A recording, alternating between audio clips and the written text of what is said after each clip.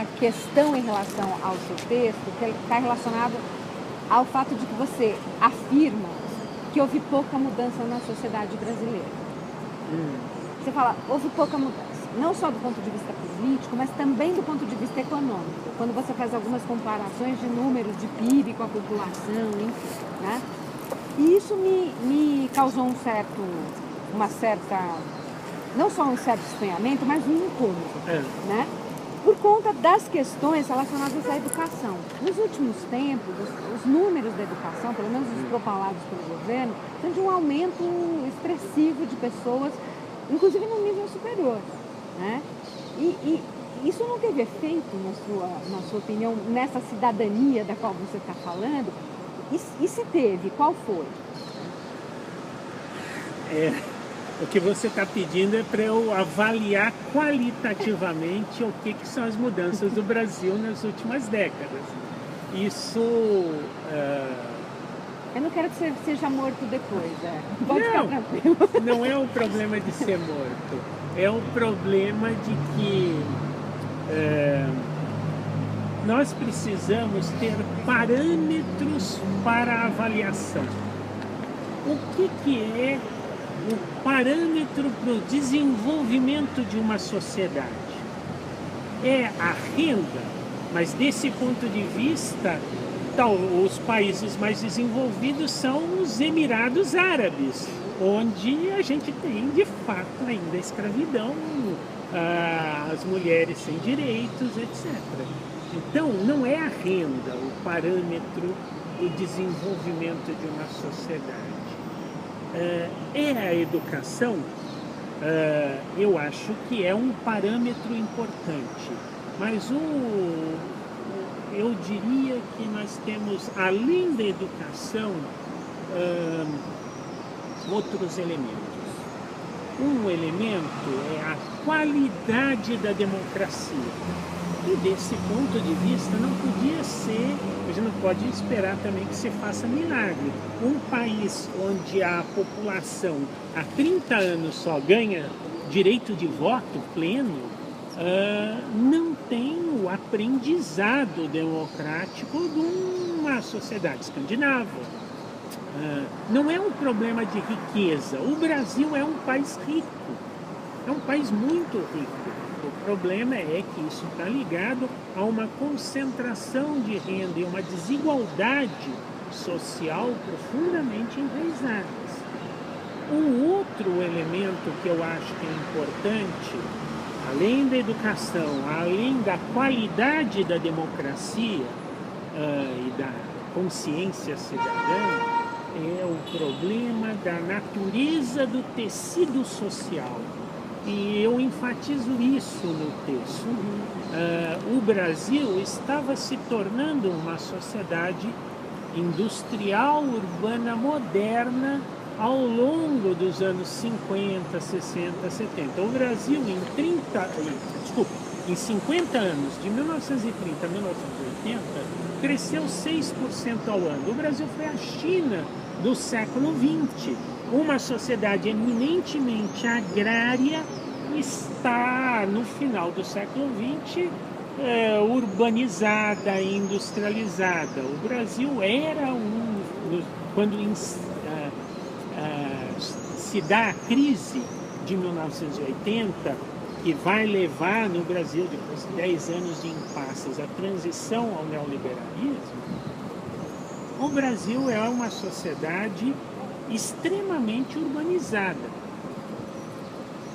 O que significa urbanizado e industrializado? Significa um tecido social diverso. Significa que você tem classes médias heterogêneas. Você tem uma burguesia plural. Você tem classes assalariadas com qualificação técnica. Tudo isso daí está ligado ao mundo industrial. Ora, o que aconteceu nas últimas décadas? A nível internacional, algumas sociedades concentraram os parques industriais de indústria pesada. Algumas, tipo a China, algumas sociedades se tornaram sociedades industriais mais sofisticadas, tipo a Alemanha, a Suécia. Então você vai comprar máquina, ferramenta, robôs, você compra robô da Suécia, não vai comprar robô da China, por enquanto. E o que aconteceu com os Estados Unidos? Se tornou uma sociedade de finanças, de serviços. E o que aconteceu com o Brasil? Houve, em parte, um crescimento do setor de serviços, como em outra parte do mundo. Mas serviços, em grande medida, pouco qualificados. Você trabalhar no McDonald's não é um trabalho que forma cidadãos qualificados, conscientes. Eles são condições de trabalho muito precárias. Você trabalhar em supermercado, então esse é um elemento. Serviços pouco qualificados. É claro que há um pequeno setor de economia criativa, que nós aqui na FAAP somos um polo disso. Aqui em São Paulo você vai encontrar publicitários, cineastas, comunicólogos em geral, nossos alunos. Mas isso, em escala da sociedade brasileira, é muito pequeno.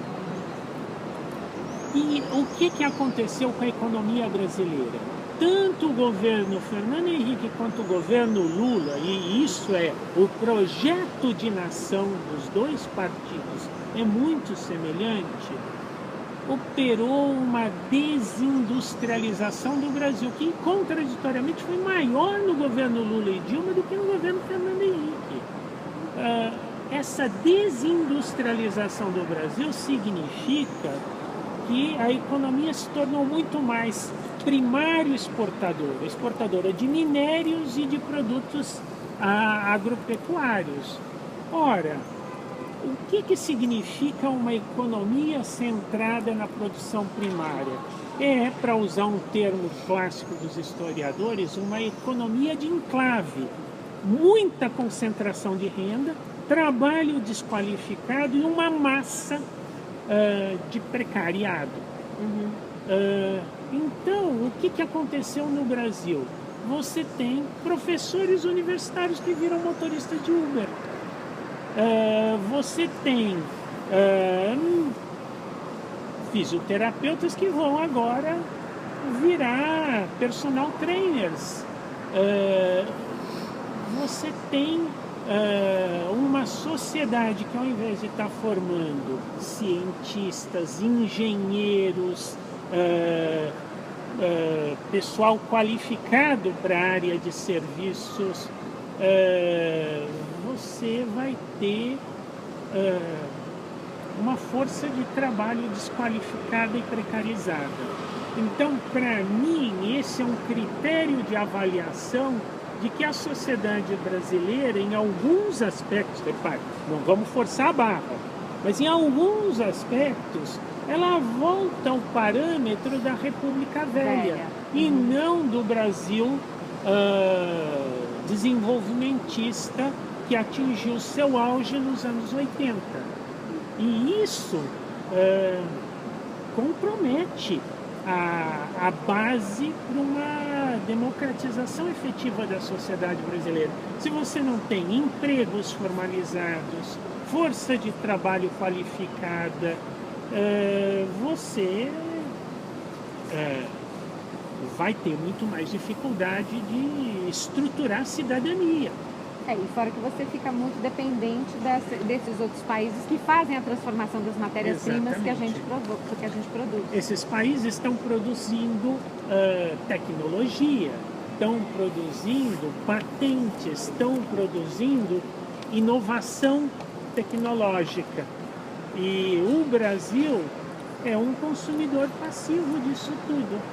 Exporta o quê? Exporta a sua natureza, que ele está predando numa escala impensável.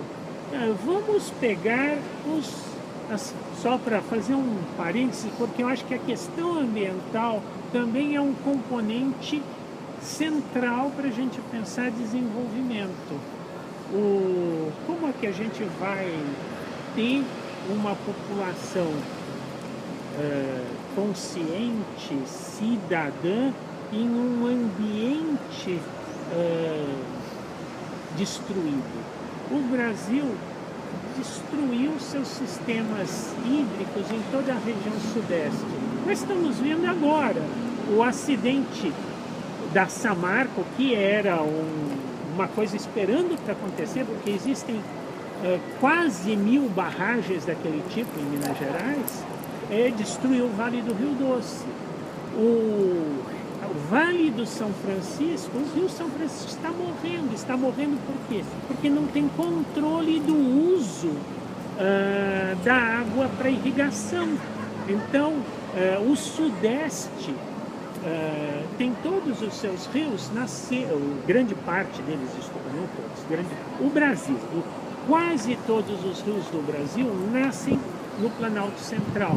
O que está acontecendo no Planalto Central? A destruição do cerrado pelo agronegócio.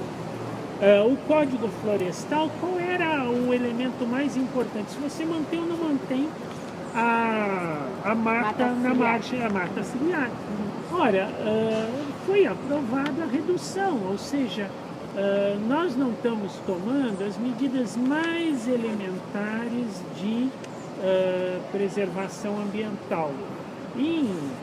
As pessoas não pensam nisso, mas em 10, 20, 30, 40 anos, qual é a consequência cumulativa disso?